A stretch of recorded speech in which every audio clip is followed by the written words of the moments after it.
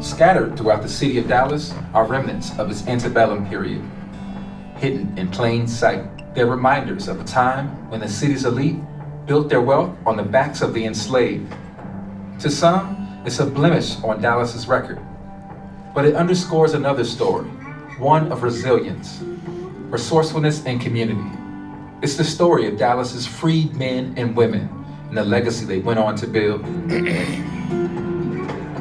I don't understand how people feel like they can just take an eraser, just erase us out of the story. You know, we're an integral part of the story. We help make the story, you know, that's like leaving people out that you know were here. In order to survive like the ridiculous stress of Jim Crow apartheid, you have to have some kind of humor and joy and all these other things. How else do you survive that, right? There's a larger story, I think, to uncover in not only the formation of these communities, but the sustaining of self-reliance and support between other freedmen's towns.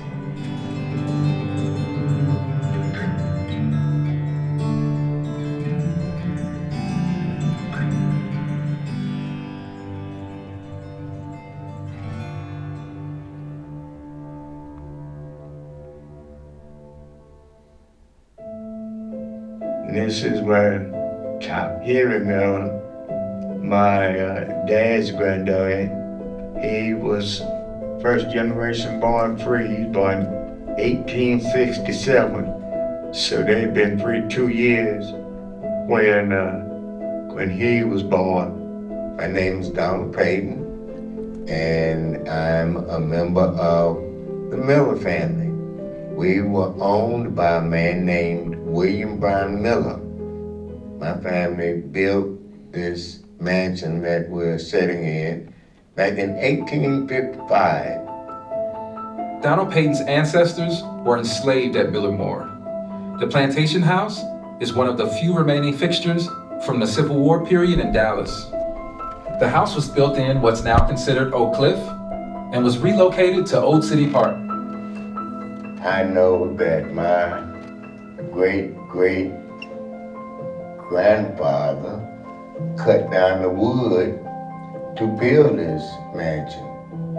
This is the parlor.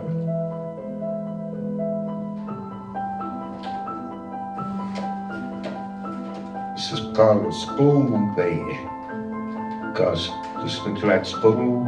This is William Brown Miller. What is it made of? William Brown Miller was one of the most prosperous cotton planters and slave owners in North Texas. His fortune in Miller Moore was built by the enslaved he brought with him to Dallas. The small log cabin was temporary housing for the white Millers as construction began on the big house. Once finished, Miller gave the cabin to one of his enslaved couples, Arch and Charlotte Miller.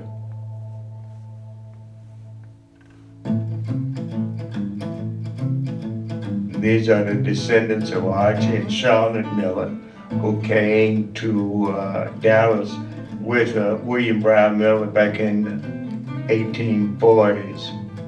And these are the grandchildren and the great-grandchildren of slaves. And I feel like this is a tribute, this house is a tribute to people who were uneducated, never spent a day in school, but still had enough skills to build a house that's been standing since 1855. 10 years later, on June 19, 1865, new orders hit the shores of Galveston. In accordance with a proclamation from the Executive of the United States, all slaves are free. The freedmen are advised to remain quietly at their present homes and work for wages. They are informed that they will not be allowed to collect at military posts and that they will not be supported in idleness either there or elsewhere, by order of Major General Granger. Stay where you are with the same people doing the same thing, but now you become employer and employee. So during the early points of Reconstruction, some Black, formerly enslaved folks were residing at their former owners' plantations, where the conditions still weren't great despite the presence of Union soldiers and the Freedmen's Bureau. Newly freed men and women faced starting a new life with nothing. And from nothing, together they built tightly knit, vibrant communities called Freedmen's Towns. The Freedmen's Towns in Dallas, like Freedmen's Towns all over Texas and other places, started after emancipation, some immediately after, some a few years after. Some of the first ones in Dallas were Freedmen's Town and the St. Thomas area. After emancipation, Freedmen's Towns were popping up across the United States. St. Thomas was one of the largest in the country, and it was thriving. That particular community formed right on the periphery of Dallas because there's a set of laws, there's vagrancy laws and ordinances and black codes that are put in place that basically says if you're like found being idle, then you're basically put into slavery again. The towns were safe havens for black people. In a time where white hospitals wouldn't treat them and insurance companies wouldn't insure them, they started their own. Towns like St. Thomas contained schools, libraries, attorneys, and entrepreneurs. And while these black settlements were physically separated, they supported one another, sharing vital goods and services.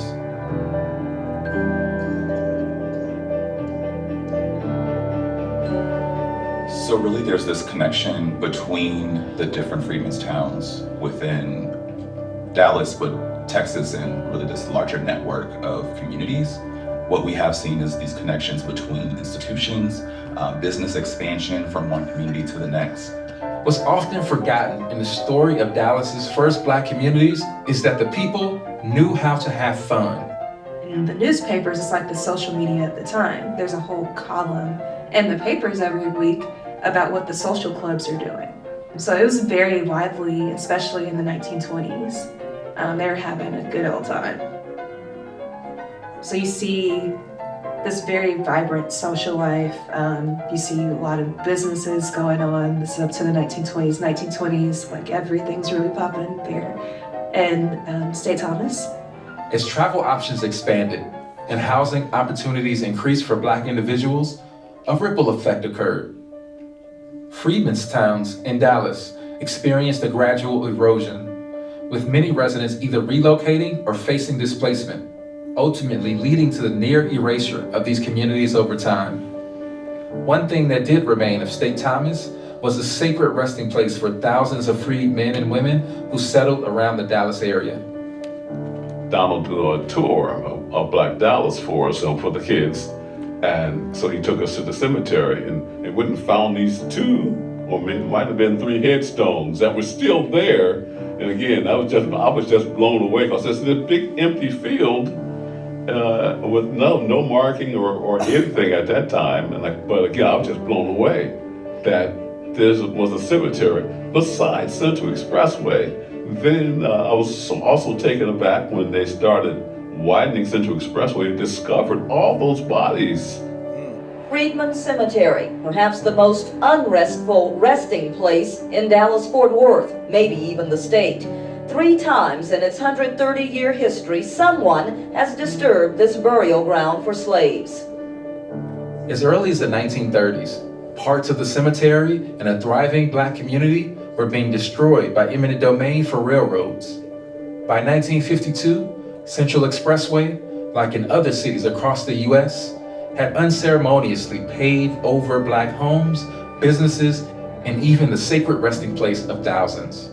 They realized what they were doing, but by that time, there may or may not have been anybody there or around to stop them. They figured there'd be 150 graves and they'd end up moving 50 of them. They couldn't have been more wrong. It's estimated that around 7,000 people are buried in Freedman Cemetery, one of the largest in the country. What ensued after the discovery of the desiccated graves of Freedman Cemetery was an 11-year uphill battle to exhume, study, and memorialize the remains.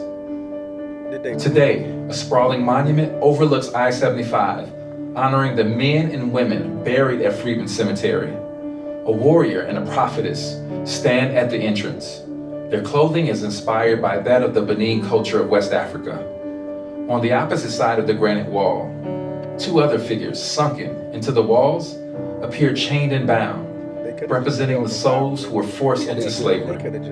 And through the archway at the center of the park, a freed couple embrace. They bear the scars of enslavement. It's one of the last remnants of what was State Thomas.